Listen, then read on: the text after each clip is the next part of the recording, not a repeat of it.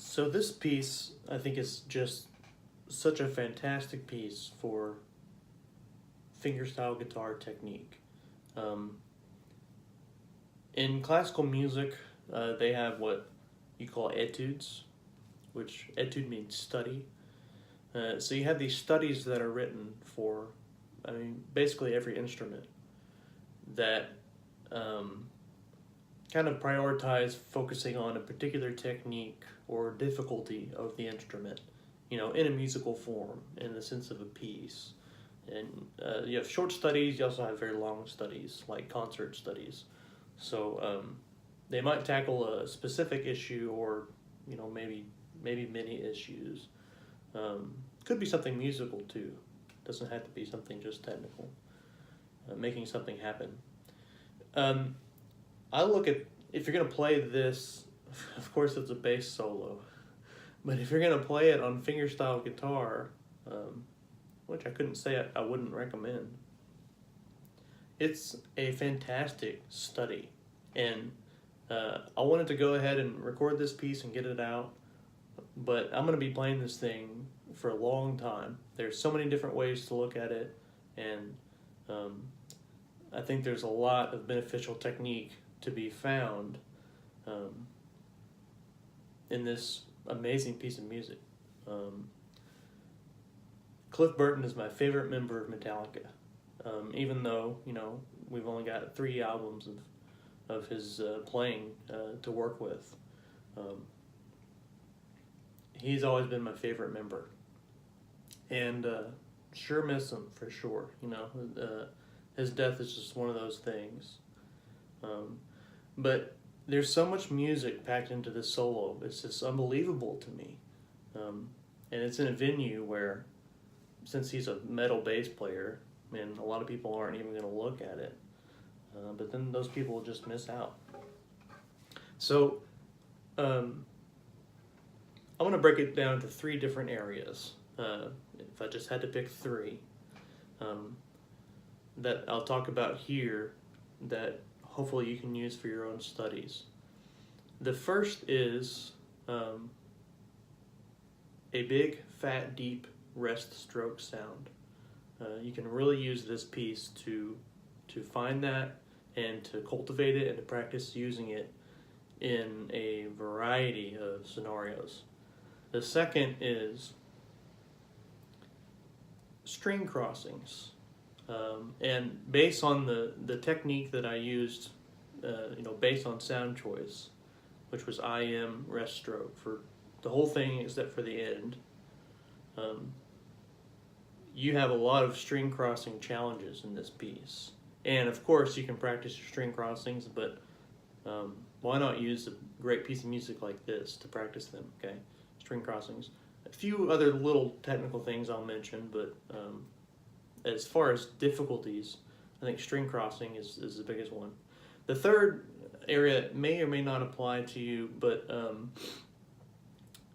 it's, you know, if you're looking to get into arranging or transcribing or just playing by ear, this is a great piece to start with, I think. I made this arrangement by ear. I know you can find tabs online and probably buy a Kill 'Em All book that has this in there, but I'll talk about, you know, why I think it would be a good piece to start with if you feel like you're a noob at arranging or playing by ear, or if you just want to exercise those skills, and you know, why I think it's so important to basically play by ear. That doesn't mean you don't read. It just means you know where your priorities are. Okay, so first thing, deep rest stroke sound. So when I started playing this piece, I've, like a lot of these metal arrangements, I just one day thought, man, I have not even thought about Anesthesia in a long time. So I just started messing around with it, and you know, the first thing I start doing is trying out different fingerings with the plucking hand. I started out by doing a lot of thumb,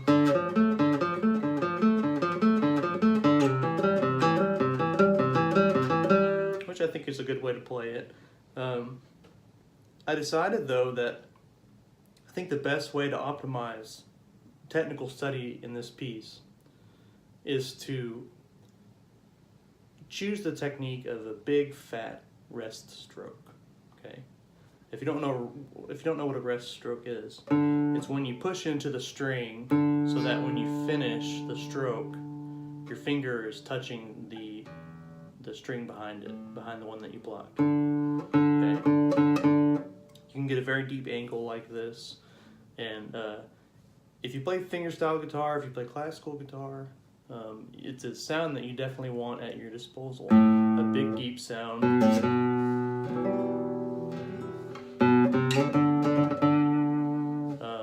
So you know, when you go and play your R and West Concerto, there it is.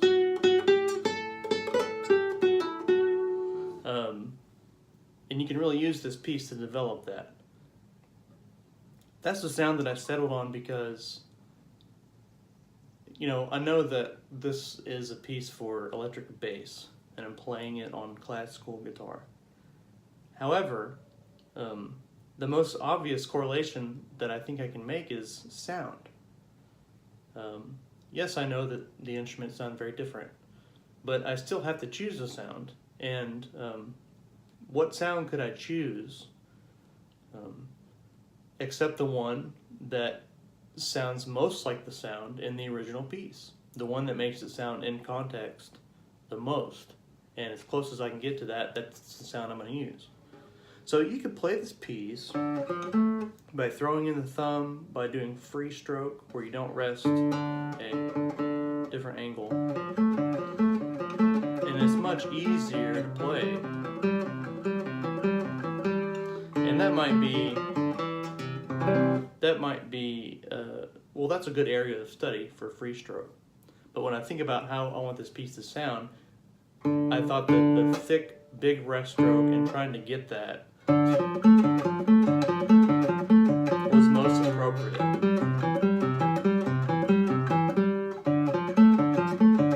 Because if you're getting this type of sound, or even like this type of sound, to me it just doesn't fit. And then it starts to sound like more of a joke. I know a lot of people already think it sounds like a joke, but I can see that the correlation if you're getting these types of sounds.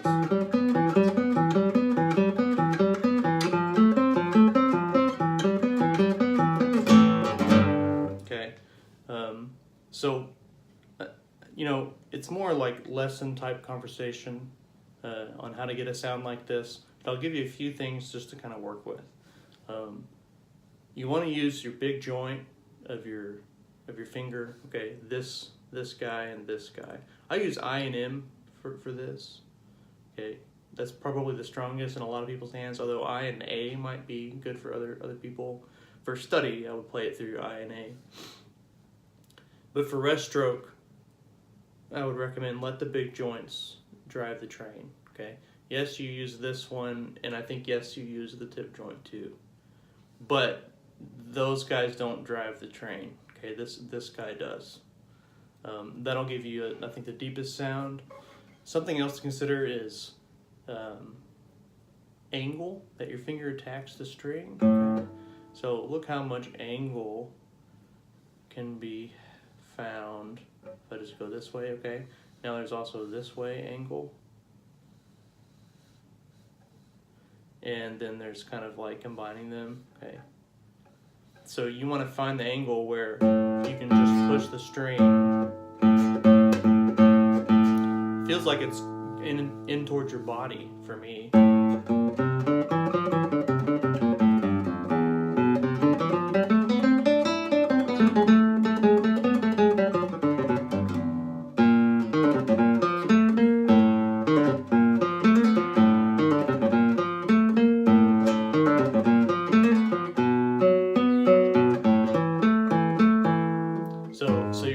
pushing every string like a button, right? But you want to find the angle where when you move those big joints, everything is lined up so you don't feel like you have to contort it. And be careful looking at other people's hand position, because they have found that angle for them. It might look like this, and you might feel, oh, when I do that, man, I feel like my wrist is like bent and going the wrong way. Maybe for their anatomy, this is a totally neutral thing. So I mean, try it out, but just see, right? You want a loose wrist, and whatever is going on in your wrist, it needs to make a pathway from, you know, what's coming on, what's going on up here.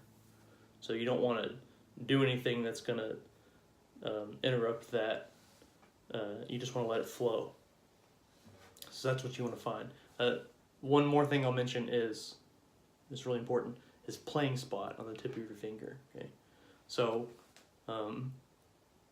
if you're playing classical guitar, you're probably already using nails. If you're not using nails, then you'll actually have a really easy time getting a really big fat sound. You just put your fingertip on the string and you just push it down, and you'll get a very big fat sound. Okay, if you throw the nail in, you start to have an issue of how much flesh and how much nail. I mean, I like the nail, I want the nail, but I don't want it to interrupt my fat sound. I just want it to put a point on the end of it. Okay, so you want to find a spot probably close to the edge of your finger where your flesh is touching, but also your nail is as well. So you don't interrupt. Your nail doesn't get in the way of the depth. And it doesn't give you this sound either. This sound. That's like two sounds. It's like the string is rolling over the flesh and then hitting the nail. Unless you really like that, then that's okay if you want to go for it. But that's like two separate chunks of information for the guitar. So I don't think it's as deep a sound, and I don't think it's as, as a direct of a sound. If you give it one precise point to interpret, then that's more of the sound that you get, okay? And like,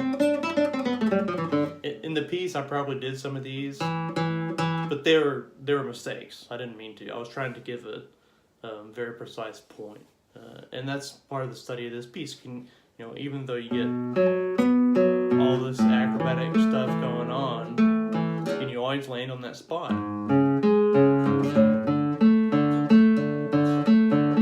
That gives you that sound that you so desire. So that leads me into point number 2, string crossings.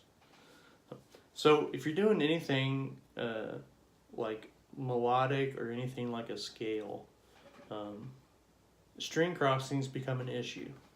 If you just play on one string, it's not very hard to go back and forth. Once you start crossing strings, now it becomes an issue going from string to string.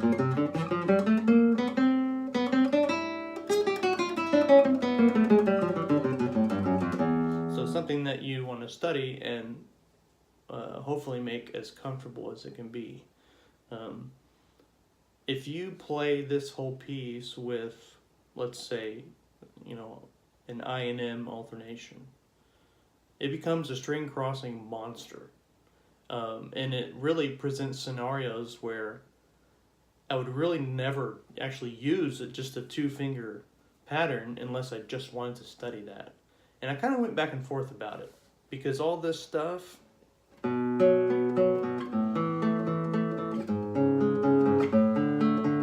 that just makes it so easy to play using 3 fingers, okay? But if I use 2, now it's really difficult for me anyway. And when you have etudes, this is a discussion I've had a few times. We used to always talk about when you come up with a fingering solution for an etude, do you choose a difficult solution that you need to practice and get in your fingers because that's the etude, or is the study actually coming up, taking the notes you have to play and the patterns and coming up with a really easy way to play them that's not difficult? Is that the study? And that's really interesting. I mean, I like to keep thinking about that concept. Part of it depends on, are you going to play it for somebody, or are you playing guitar at 3 a.m. by yourself in your room? Okay. What I did on this Anesthesia arrangement is more like the 3 a.m., okay? Just sitting in my room by myself doing this. But I wanted to present it that way because I think it is such a great study. If I was playing it in a recital hall, I mean, I don't know. I don't think I would chicken out because I like the sound of this so much more.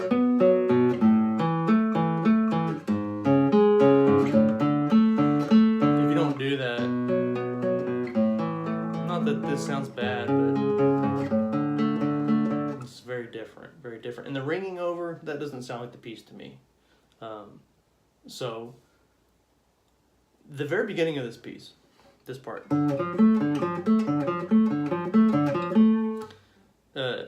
I came up with this little string crossing exercise, like, not like I invented it, but I just wanted to practice very efficiently doing string crossings. So I used to do this exercise. I mean, I still do it, but I came up with this exercise. How's it go? Where you do two notes on one string and one note on another string. So it's like M, I, M, I, M, M, I, M, I, M, I, M, I, M, I, M, I, M, I, like that, okay? You can do it on any string.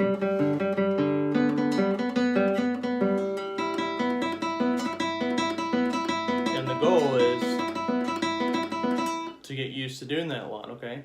If you play the beginning of this piece and you use a 2-finger pattern, look at what your fingering is going to be. I, M, I, M, I, M, I, M, I, M, I, M. It's this pattern. It's this. And I just laughed out loud when I figured that out, because I was like, oh, I'm doing the same thing, but I'm playing these really cool riffs that Cliff wrote instead of just doing this mundaneness.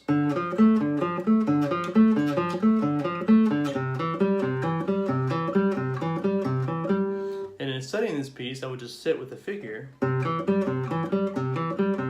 just do this over and over. It felt like really good work. M, I, M, I. It's always a different finger. And I study all the patterns like that.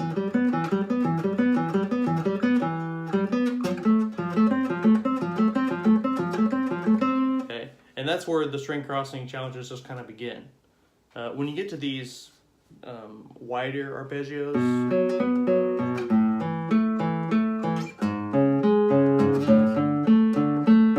so this is a fingering that I would never do unless I'm just really trying to isolate it and look at it. Maybe I would keep for sound reasons. But you have I, and then you go across strings and do M, and you go across the next string and do I, and then come back and do M. And then do I. Okay, now you can do that same pattern, except it starts on M. M, then you go across and do I, and you go across and do M, and you come back and do I, and then do M, and then you end on I. This crossing where you have an M on the lower string and I on the higher string is pretty awkward for me, for most people. So that's like built into this.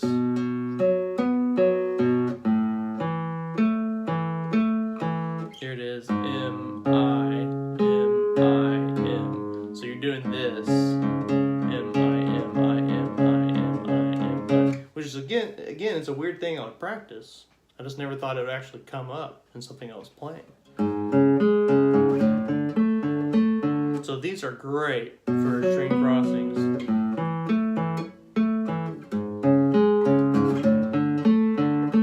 And the theory is, hopefully, if you can make those really big, clunky, almost unnecessary ones comfortable, then when you go to play a scale,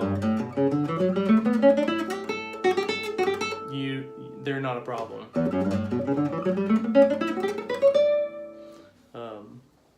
They're still kind of a problem for me.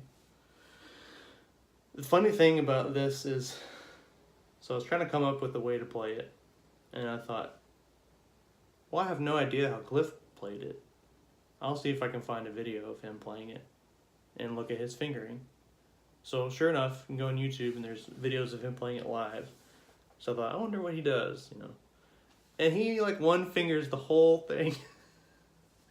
Like you see his eye finger or his index finger like flapping in the wind, and he does this. I think it's more like this. These things, I think they're tucked, and he just does it all like with one finger. Obviously, the fast parts he's gonna use more than one finger, but I just laughed out loud because he's obviously like, this is the easiest way, most consistent sound choice. So that would be a really interesting study too. Do the whole thing with one finger, do this finger with this finger with this finger, even pinky, right?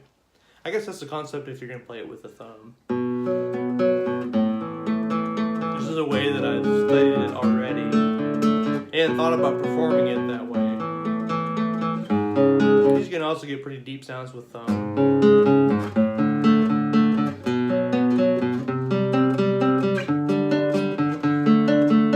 But the reason I decided not to do that, I think the main reason was the ringing. It just didn't sound right to me.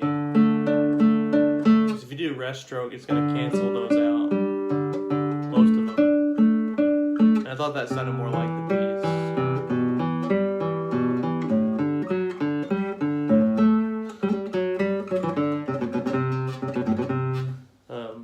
So string crossings will really, really work your string crossings. Hopefully get them into good shape. Few other little technical mentions, honorary mentions, okay? You have some speed bursts in here.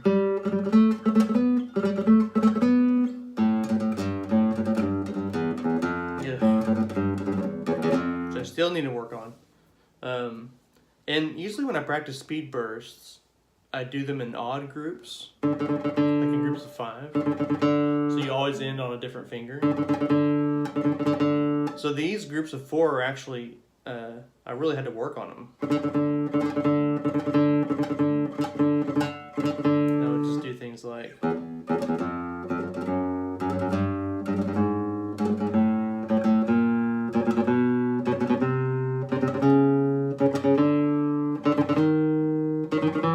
and there's 2 in a row, so then I would do,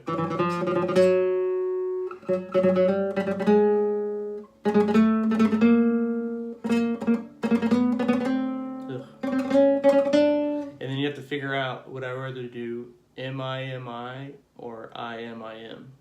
And I ended up choosing M-I-M-I, but you should just do the one that you like the best, the one that's easiest. And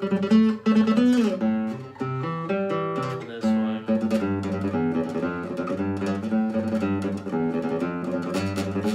So those are good little technical workers. Any other technical honorary mentions? I thought this was kind of cool.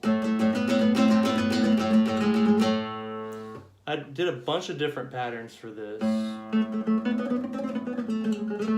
Just 2.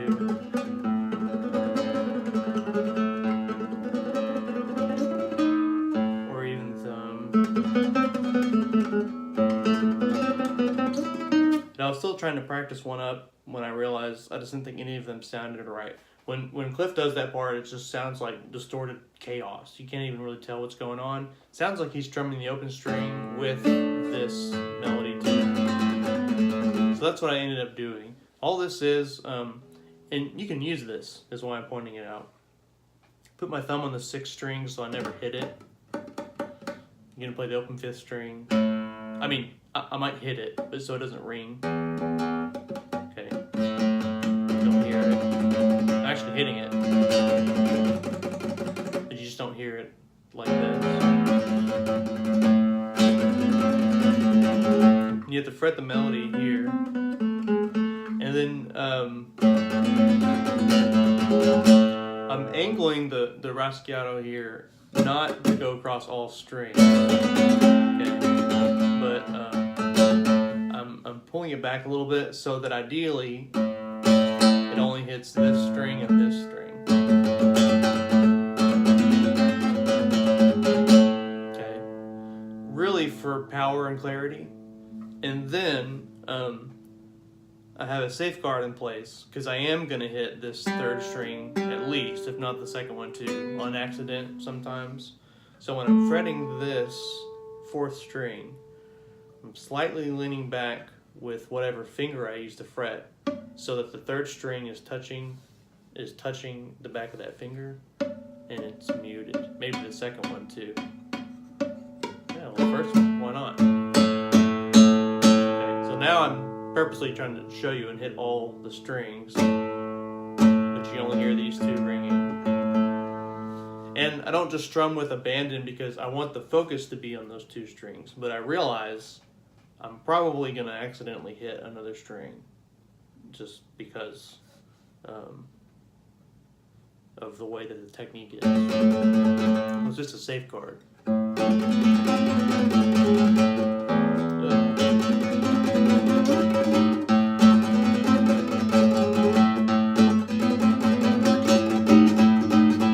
you don't ever have to worry about that. I think you can use that.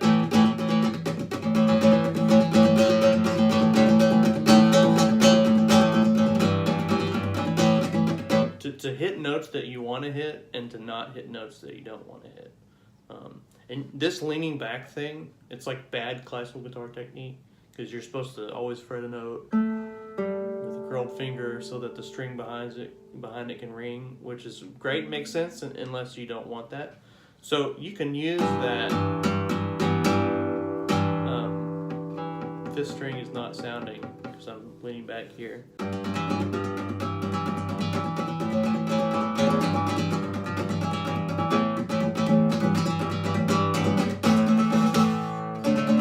You can use that to your advantage for a lot of stuff, especially strumming type stuff like this. And the voicing the rasguados thing, that's also extremely useful.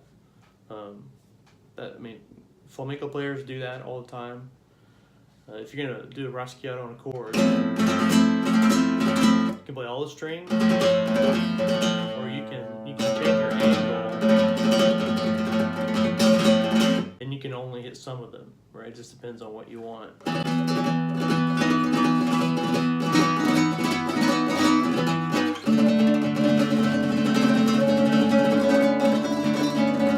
So it really opens up your options with the rasguados. Also, that was so cool when I figured that out because I was having so much trouble trying to play this part. I just couldn't do anything that felt good. I just couldn't get it to sound. And then when I just did this, I was just one day kind of like, screw it.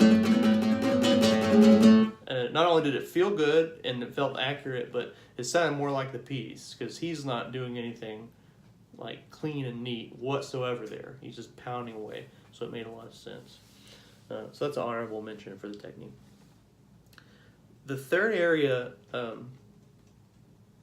that I'll talk about in this piece is if you want to get into arranging or transcribing or you really using your ears when you learn a piece of music, I think this is a great one to start with. The whole thing is just one line of music.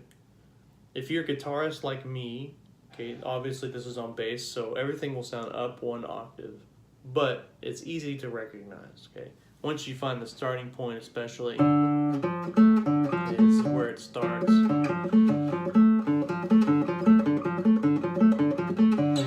Then it's easy to keep track after that, okay? And if you want to get into arranging, but you don't want to have to deal with working with the melody while adding chords and all that quite yet, whatever, then just start with something like this. One line, you're just trying to imitate that line, so you listen to it, you know how it goes in like your mind's ear, like you can play it in your mind, it goes Okay, and then you find a physical form on the fingerboard that matches that. And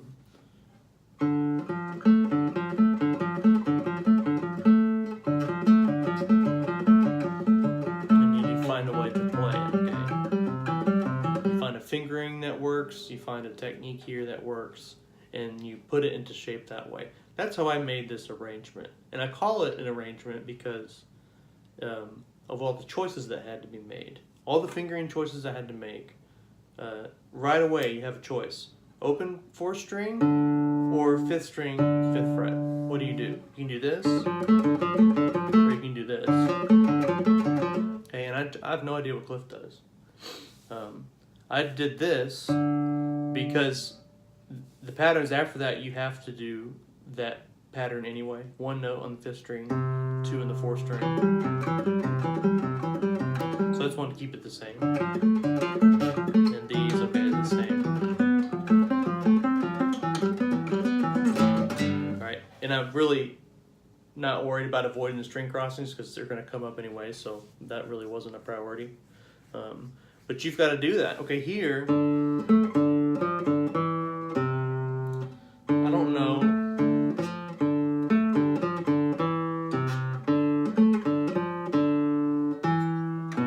Oops.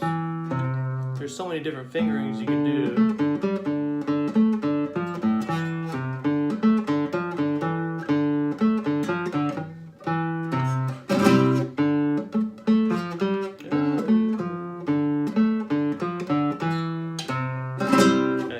So you want to know, okay, the line goes like this, da da da da da da da jum, and then figure out a way to play it, a way that makes sense to you. That's all that I did. I just found a way that I thought made sense. So it's a great way to start doing that type of work. Any musician, I think, that's halfway decent plays by ear. Like, they might be very good at reading music, or they might always learn a piece by reading it, but they know how it goes. They know what it sounds like. So in case they run into any discrepancy, it sticks out like a sore thumb. And you can use this piece because if most of the notes are right, but there's one that's wrong, it's got to stick out like a sore thumb. That's not how it goes. I was playing this, that's not the right note. Let me compare it to my mind's ear. It's that note. Okay. Just 1/2 step different. Okay, it doesn't get any closer than that, really, on most instruments. But you gotta be able to pick that out. You're free to look at tabs. I will sometimes use tabs for reference that you find online. The only thing about that, though, is you gotta know what the piece sounds like already. It doesn't matter what kind of music you're playing, because people make mistakes. Even good people make mistakes. They don't do it on purpose. I'm sure they think what they put up is right. But, I mean, so rare is the instance where I don't find discrepancies. Or I just call them disagreements. I say, I disagree with something that they put. And what's more important? Getting it exactly right, the way that the artist originally plays it, or hearing something and interpreting it and playing that as best you can and finding the best ways to play that. That's a way that I think playing by ear is so valuable. And it's, in those instances, it trumps playing from music, because you don't get that when you have the explicit directions. You don't have that creative process as a necessity. Now, of course, you can learn the music and then, okay, I'm going to experiment with fingerings and try all these different ways. But it's not required. They say, here are the notes, play it in this position, use this right-hand pattern. Okay, that's how you play the piece, right? But if you don't have any of that, all you know is the sounds that you hear, then you'll be forced to come up with probably at least several applicable solutions. And that process is very valuable. So I think people should know how to read notation, not just tab, but notation. I think it's very valuable.